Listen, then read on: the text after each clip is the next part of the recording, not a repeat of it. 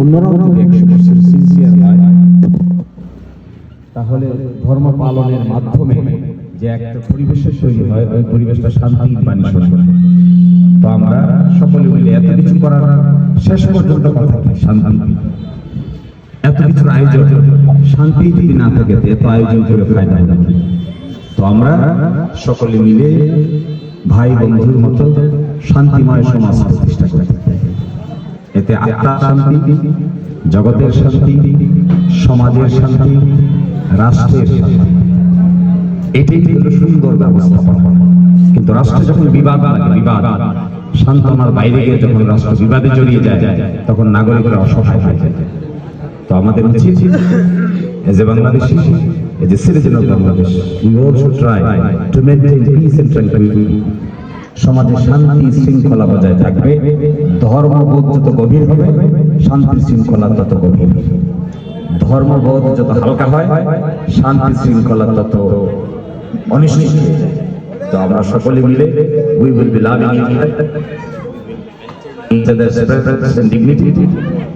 আমরা একে অন্যের মর্যাদা বোধের প্রতি যত্নশীল হওয়া প্রয়োজন। আপনার ধর্মীয় মর্যাদার প্রতি আমার যত্নশীল হওয়া প্রয়োজন, মর্যাদার প্রতি এবং এই পিসটা শুধুমাত্র এই পিসটা এস্টাবলিশ করা যায় যেখানে শিক্ষিত লোক বেশি। আসলে আমি গভীরভাবে চিন্তা করে দেখেছি, শুধু পুস্তক পড়লেই মানুষ শিক্ষিত হয় না। শিক্ষিত হতে গেলে আচরণ যার মধ্যে পরিবর্তন হয়, শিক্ষিত হয়ে যায়।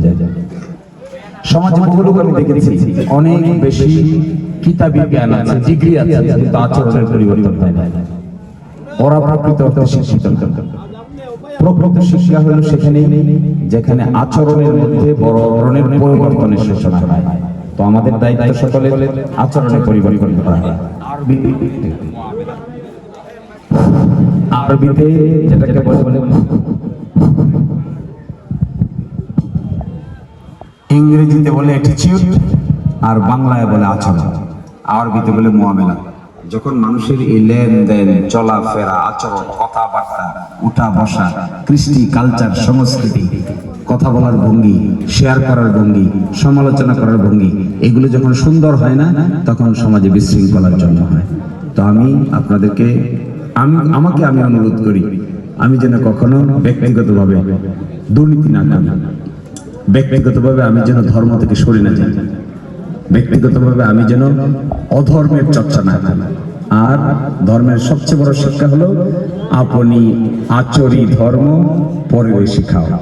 খুব সাংঘাতিক ব্যাপার। Thank you so much. Thank you. আপনাদের